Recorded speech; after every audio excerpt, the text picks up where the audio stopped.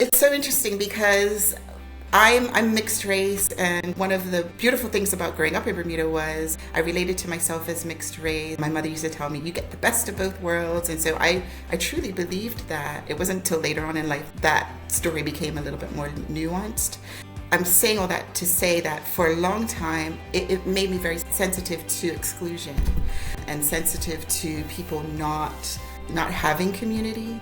And so for me, it meant that I wanted everybody to come along, and not everybody can come along. It's really important to create communities where you have the right people in the room for whatever the purpose of the work or the play that you're doing is for. It's important to be intentional about who gets to come. It's important because you want to create an experience that is fruitful, an experience that is constructive, and for me, an experience that is safe. There are so many people, so many women of color, but just people in general who don't necessarily have that safe space. And so it really is important to figure out who gets to come and who can find another space that is helpful for them. Hey there! We're talking to a loving leader and extraordinary coach who teaches leaders how to coach and coaches how to lead. She says she wants to provide access to coaching, well-being, dignity, and belonging on a global scale. We'll find out what's behind that. In the next few months, this lady will be publishing the Bounce Back Handbook. No wonder she's a guest on Resilient Entrepreneurs. Our guest today is Jessica Lightbourne, who started Messy Mondays, a space to transform life's messiness into an art form, and she's started so much more. Welcome to Resilient Entrepreneurs, the podcast where we speak with business owners and entrepreneurs from around the world and from all walks of life in the hopes that something you hear will leave your business a little richer. We're your co-hosts, Vicky and Laura from 2 for 1 Branding, supporting new entrepreneurs as they launch their business and offering you the tools you need to succeed. It's the very reason that we invite successful and experienced entrepreneurs like Jess to share their wisdom with you on this podcast. Now, just before we talk to Jessica, we would ask one small thing from you. It's small, but it has a big impact. Show your love for this podcast by subscribing on the platform you're listening or watching on now. By doing so, you'll be helping other startups and business owners to discover this great resource for themselves. And by the way, thank you for getting us to 10,000 downloads. Jessica, it is a pleasure to share our platform with you. Welcome. Thank you. It's a pleasure to be here. Thanks, Jess. We appreciate you joining us. We're looking forward to this conversation, especially with the coach, because coaches always are full of delicious advice for our listeners. So excited for that. I always like to start with a bit of your backstory. So you grew up in Bermuda. Let's talk a little bit about that. We have some international listeners that I'm sure would love to know what growing up in Bermuda was like, and what was childhood like for you? Oh my goodness. Childhood was magical. It was magical. It was magical and it was mundane, but it was mostly magical. I grew up with artistic parents. Bermuda in and of itself is a magical place. It's gorgeous. But having parents who were creative and teachers, and my father, he was probably a coach before there was even a word for it. And because of that, it was absolutely magical. It was a place where I could completely be. And spending summers on the beach and also at school helping my mom. But it was absolutely a place where I could just be who I was growing up. That does sound magical.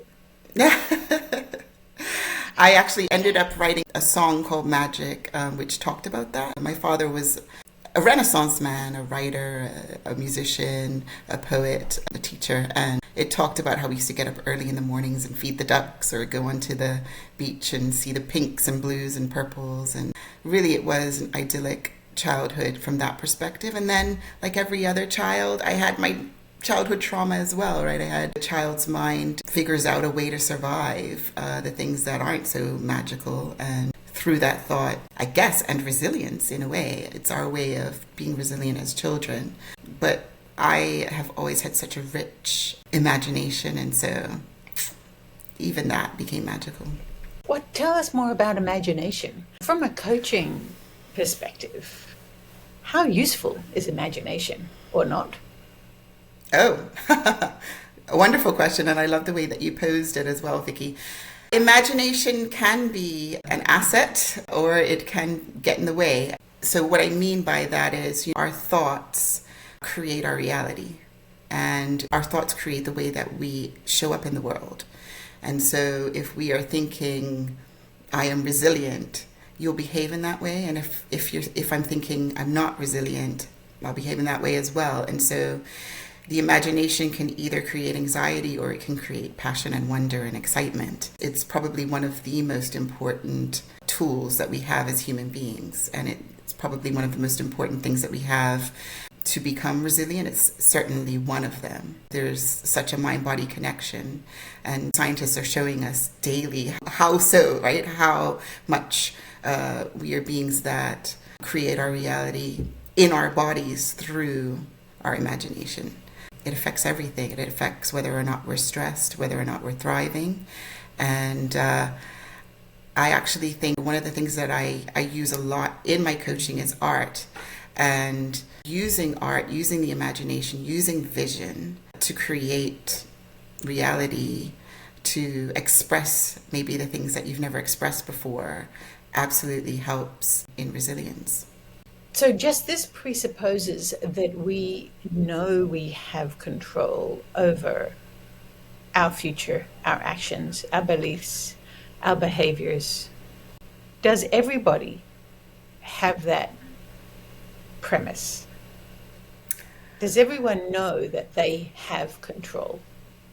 No, I don't think most people do. I don't think it's something that is intuitive. Certainly for me, I had to learn it. And I have to say, every year, I learn it more and more on a deeper level. So I don't think I know it in my bones yet, but absolutely, this is the work that I do. And so I think most people don't realize just quite how powerful we are and quite how much control we do have based on our thoughts and our imagination. And I think the insight is one thing, right? The insight of knowing that, oh my goodness, I have control. I can think my way. And it's not just as simple as think my way, but the thoughts and the imagination that I have impact my experience in this world.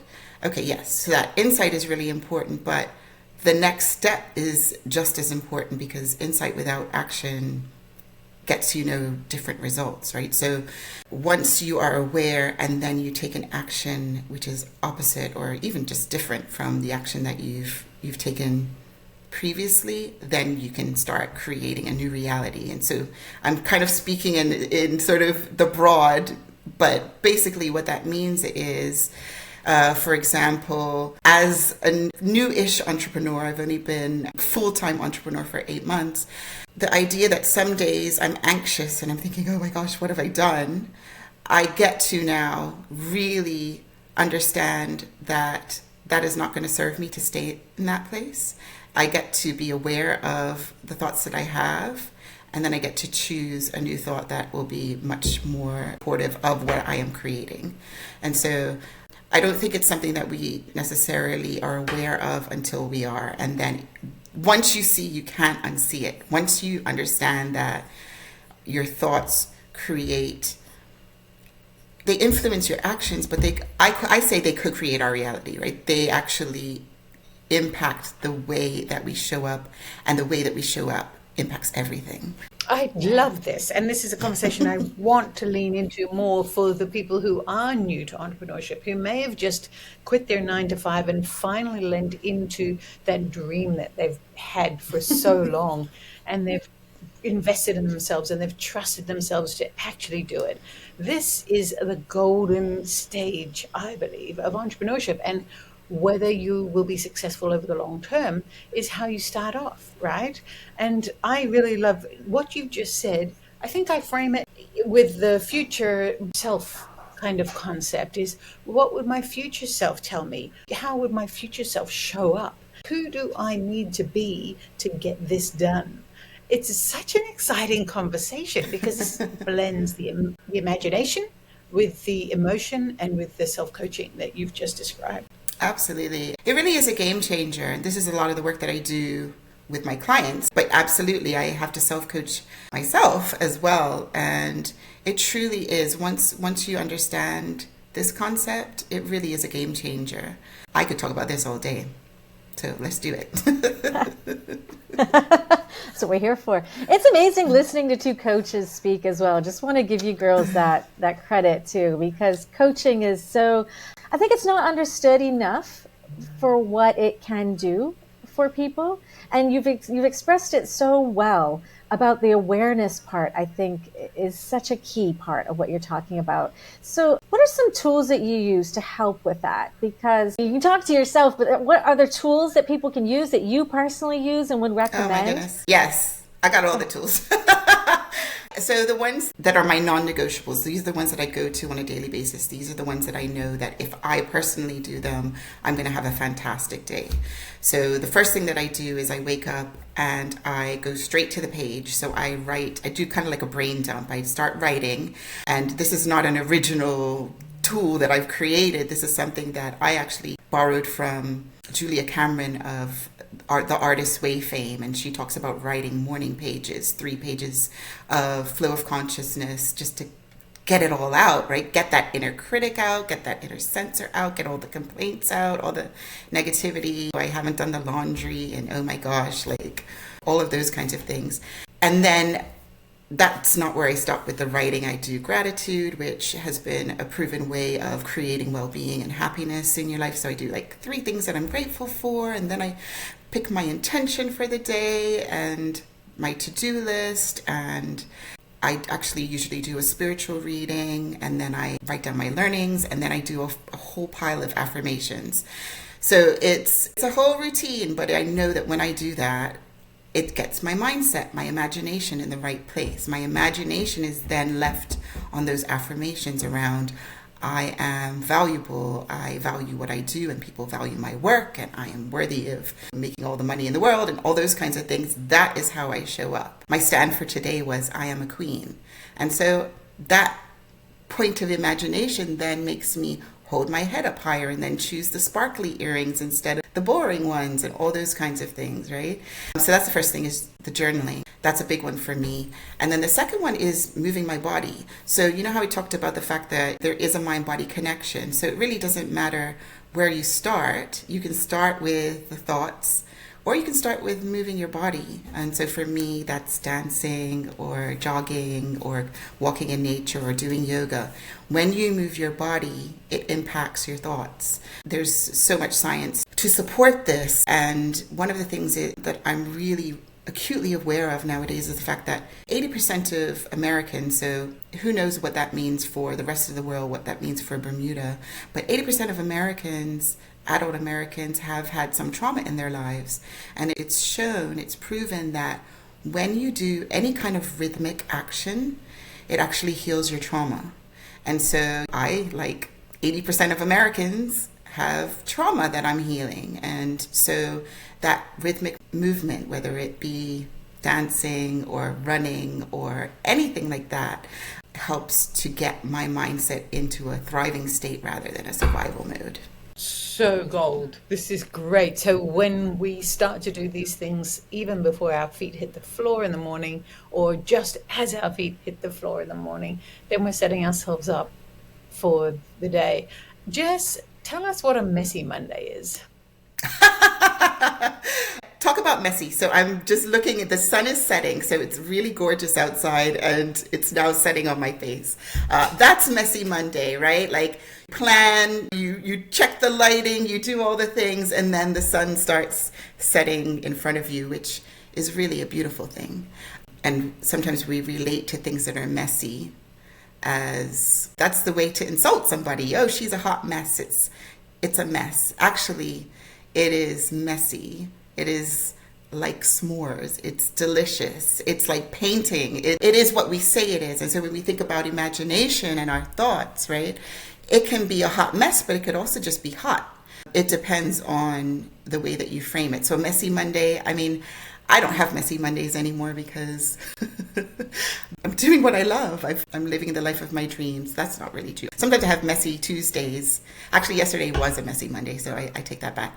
A messy Monday is two things, really, honestly. One is it's an opportunity for those who are really uptight and are perfectionists and who have to do everything to dot the I's and cross the T's, to have an opportunity to let loose, to lose control, to let things flow, to make some messes, see that they're delicious, make some messes and see that they're not delicious, and then know that they can be cleaned up.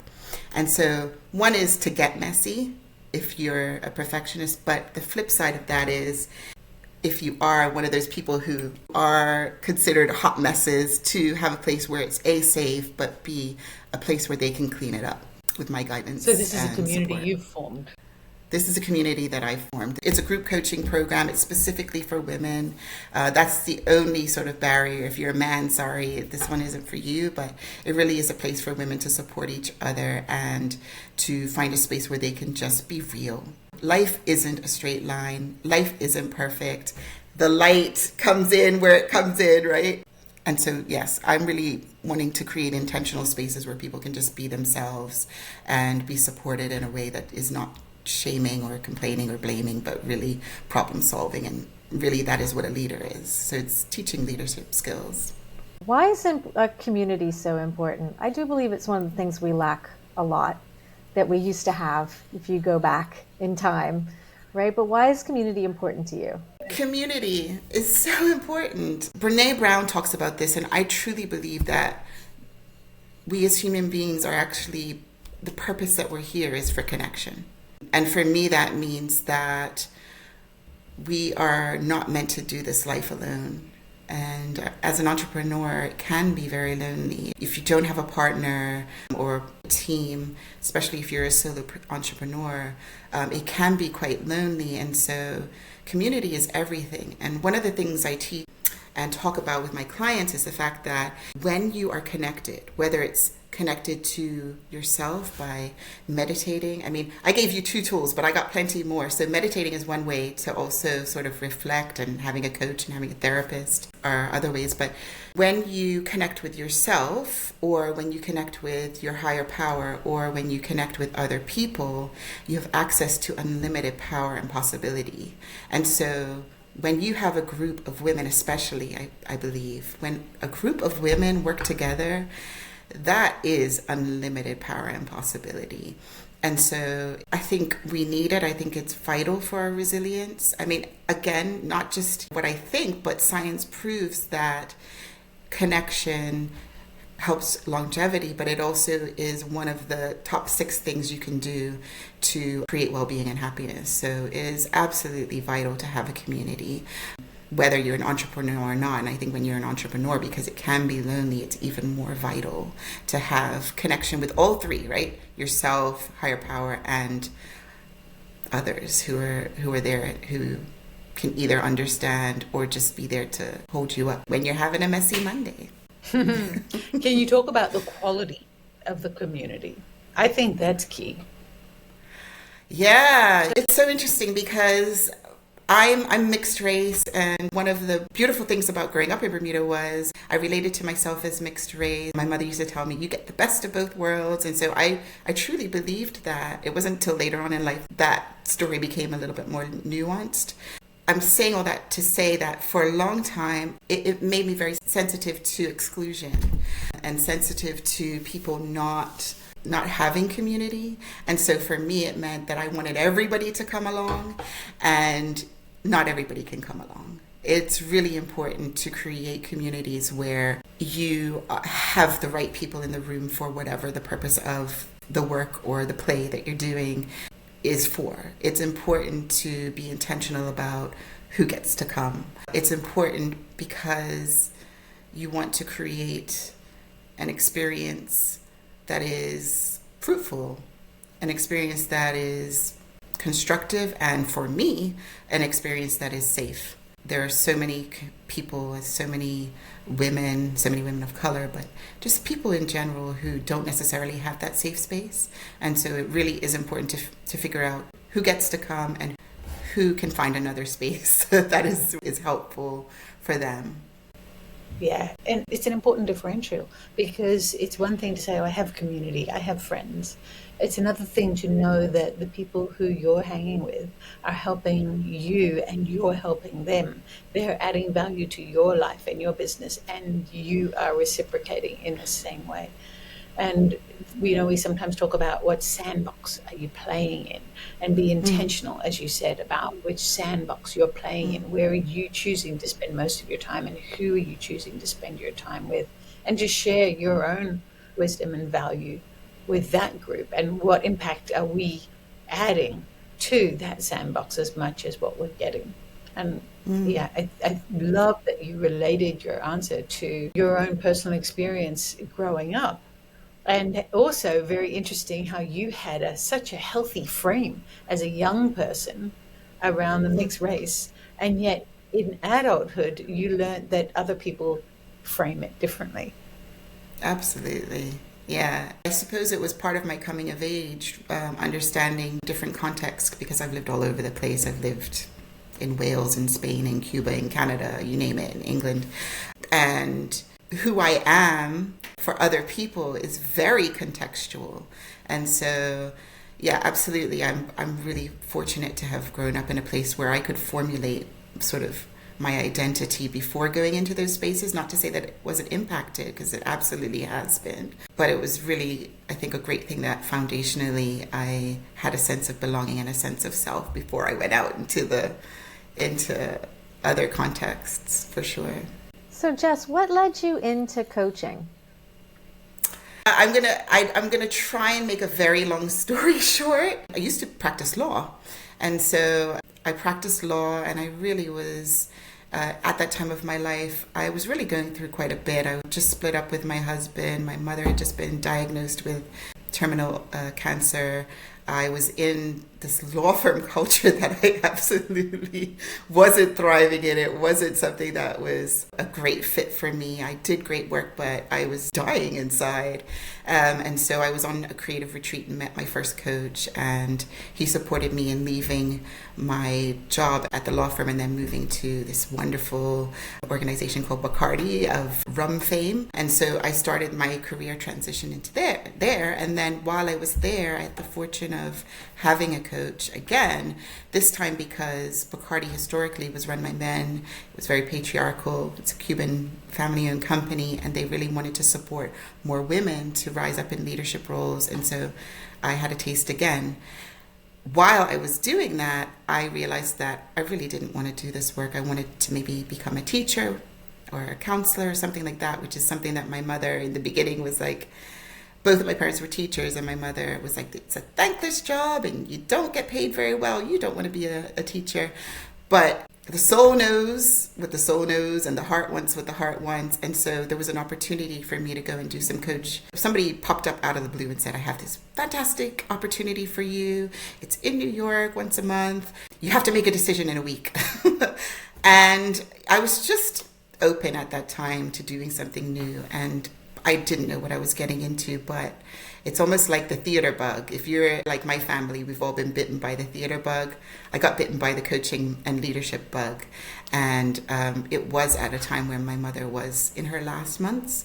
And talk about resilience, talk about community. So being in that training with other coaches, other, HR professionals, therapists, actors, you name it, really lovely, diverse group of people, figuring out what it means to live your life, your work life, your play, your family life in a way that is intentional and empowering, absolutely carried me through one of the worst times of my life, because my mother was my best friend. And so I'm trying to think how old I was, but I was in my 30s at this time, and it changed my life. It changed me. It felt like magic.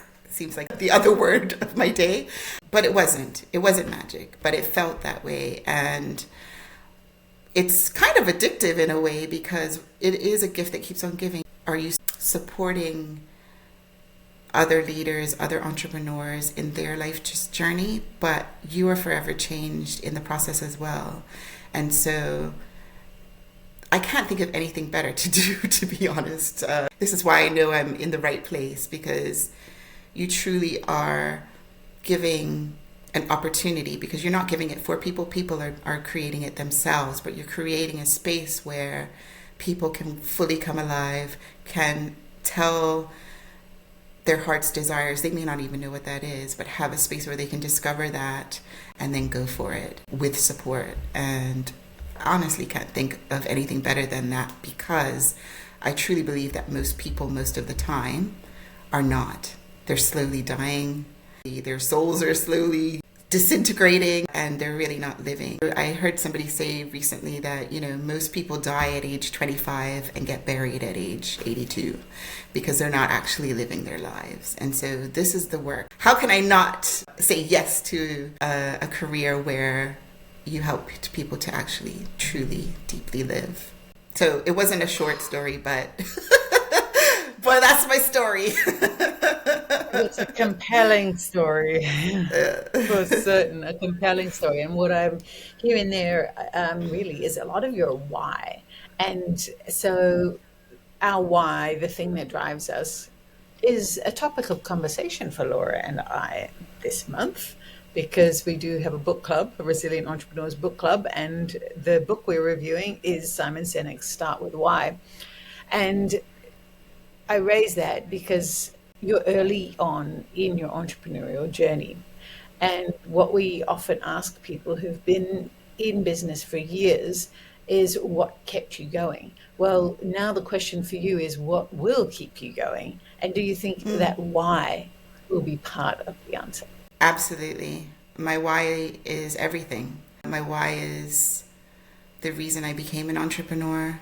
And my why has developed because if you'd asked me a few years ago, I would have said my why is my daughter. And she has been my why for a long time. When I was going through periods of grief, when I lost both of my parents and I was close to both of them, I didn't want to get out of bed. I had to manage depression and grief and all of those things, but I also had a child. And so she was the reason that I got out of bed. If she wasn't around, I wouldn't have gotten out of bed. But that's a lot of pressure to put on another human being for them to be your why. I'm an empty nester now. It's not healthy for her to be my why anymore. She has her life to live and she has to find her why, and she doesn't need the burden of being mine. And ultimately, my why is well-being. And my why is being able to fully live this life thriving rather than just surviving. And so my journey to this place and my journey forward is always going to be around, how can I be well? How can I thrive? And how can I help my community to thrive? How can I help others to have access to the same thing that I'm privileged to have?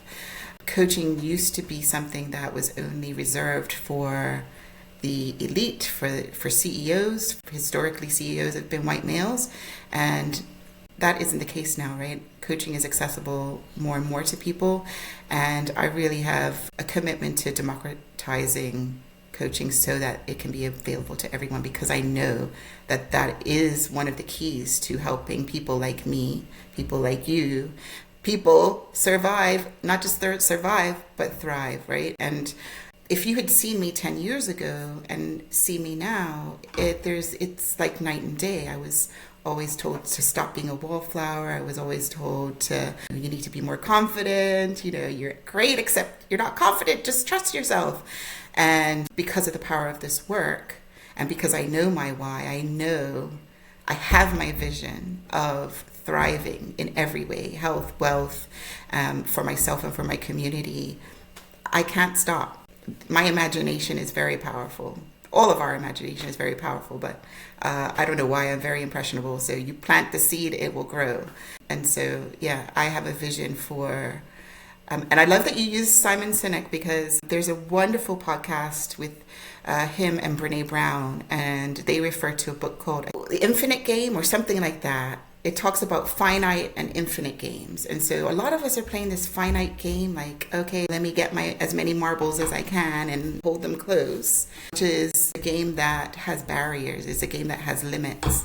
But if you're playing an infinite game, you're playing a game of abundance. You're playing a game of a why that extends way further than your lifetime, right? That's the game that Nelson Mandela played. That's the game that Martin Luther King Jr. played. That's the game that Brene Brown and Simon Sinek are playing. They're not competing with each other. They have the same imagination. They have the same vision. They have the same why. They're trying to create a future for generations to come, creating a better world. And so I get excited about this stuff because I think, when you start using your imagination for something that is bigger than yourself and further than yourself, you can't stop. And you start to relate to people differently. You don't relate to people as competitors. Yeah. You relate to people who are of your community in a way where you are all working towards the same things. You relate to each other as being in the same sort of, lavender field with the same enough sun for all of you and enough rain for all of you. And so having your why be an infinite game is game changer. It's about impact, right? It's the impact, the legacy about what you can do. And it's about doing in service of others. And I think when we flip the script from me trying to do this thing and build this empire and make this money and do this to how can I serve others with what I'm passionate about and make a real difference, that is the mind change. That is the situation change. That is when you align with the right partners and it becomes about community. It becomes about partnership. It becomes about how can we work together to build and grow and help. And that's the world I want to live in. That's the space I want to be into, Jess. Yeah. And help people find their potential. I think finding potential is what coaches, that's your magic. That's the thing coaches find in people. And I know for Vicki, that's something so deep in her heart, is living up to one's potential. And we know this, at the end of the day, this game of life is finite, but what can we do that can last past us so we can pass to the next generation, to our children, grandchildren, and the world in general. Oh, this is just such a great conversation. I love it. Thank you so much for all the beautiful words you're sharing, Jess. But of course, I want to ask about resilience because we are resilient entrepreneurs. So I always ask, what do you think? I don't want to ask what your definition of resilience is, but I want to ask, how can someone become resilient? So talk to me like I'm a client and I'm struggling. How can I become more resilient? It's such a great question. And I think it is quite an individual journey. So there are things that we know can help you to be more well and happy, right? The science is there, right? There are things like exercise is the number one way. Some people are going to love me to say that and some people are going to hate me to say that. But first thing is moving your body is the fastest way to become more resilient. Having communities, so having that community of family, friends, those connected spaces, having moments of awe, right? Having moments like I'm having right now with out of the corner of my eye, I'm seeing the sunset. Having those moments where you're present to something that is bigger than yourself. Having mindful moments. And as you said before, being of service, being generous, giving to others. All of these are ways that we can become more resilient. I would also say, look at your life like it's a pie. We know life isn't a pie, right? But most coaches, or a lot of coaches that I know, have, the Wheel of Life assessment that you do at the beginning, and you're looking at the different segments of your life, your work, your career, your money, your relationships, your friendships, adventure, physical health, mental health, spiritual health, looking at all these. I've probably forgotten some things, but looking at all these different segments of your life, where are you satisfied and where are you unsatisfied? That is going to be really key. When you figure out where you're stuck, you get to focus on that, and that will impact everything else. So for example, way back in the day when I first started this coach training and started becoming a coach, the one area where it wasn't that I was unsatisfied, I just did not have a life with that segment, and that was spirituality. So from even though I was raised in the church and my grandparents were missionaries and all those kinds of things, I had lost my faith. I had a lot of questions that weren't being answered. It was all very confusing. I didn't know what to think. Had a sociology degree, so for me it's all mythology at this point, right? But what I came to understand was that, first of all, spirituality doesn't have to actually be about a God. It really is about this force that is outside of us, that is higher than us, that is bigger than us, probably bigger than we could ever understand, by whatever name you want to call it. Accessing that allows for resilience. And so for me, I went through a really tough time. I was being bullied at work, and I had actually reported the person who was bullying me. It was sort of maybe a breakthrough moment for me. And there was something inside of me that just was like, no more. Like, I'm mad as hell and I'm not going to take it anymore. And what happened after that was really challenging, because the community they thought would be supporting me wasn't. And I didn't feel like I could talk about it with everyone. And it was during COVID. So there were all these things, right? And so I'd be sitting in my room feeling desperate and crying and all those kinds of things. And finally, something in me was like, I cannot do this on my own. I need you, God. Help me. That's been a game changer for me. Focusing on my spirituality and exploring it and understanding what the different practices are. And there's a ton of practices. And if you want to find out more, feel free to contact me. But once you find that thing, whatever that gap is, when you start taking control of it, when you start using your imagination and then taking action around that spot, it will support your resilience. It's a knockoff effect. It's like dominoes. It'll create more abundance and more resilience, and getting into that thriving mode when you thought you couldn't have more or be more. That's it. Thriving. I think that's the perfect way to end this conversation. Focusing on thriving, because that's the space where we all deserve to be in as entrepreneurs, those who are thinking about becoming an entrepreneur, the seasoned ones who are maybe ready to quit or retire or sell their business, no matter what stage you're in, right? We all should be thriving in life, and it's hard. And we've all been through a lot over the last few years, and we've lost a lot of connection. There's a loneliness epidemic people are talking about. So much of what you said today, Jess, is so valuable to our listeners and beyond. So really, really appreciate your time. This conversation has been magical and beautiful, just like you. So appreciate you. Thank you. Appreciate you. I appreciate Thank you so too. much. Thank you. And that's a wrap for today's episode of Resilient Entrepreneurs. We hope you enjoyed hearing from our amazing guest and learned something new about resilience and entrepreneurship. Remember, resilience isn't just a trait, it's a skill that can be learned and developed. And if you want to stay connected with us and hear more inspiring stories, be sure to hit that subscribe button and follow us on social media. And if you know somebody who's a resilient entrepreneur and would be a great guest on our show, we want to hear from you. Please reach out. Thanks for tuning in, and we'll catch you on the next episode of Resilient Entrepreneurs.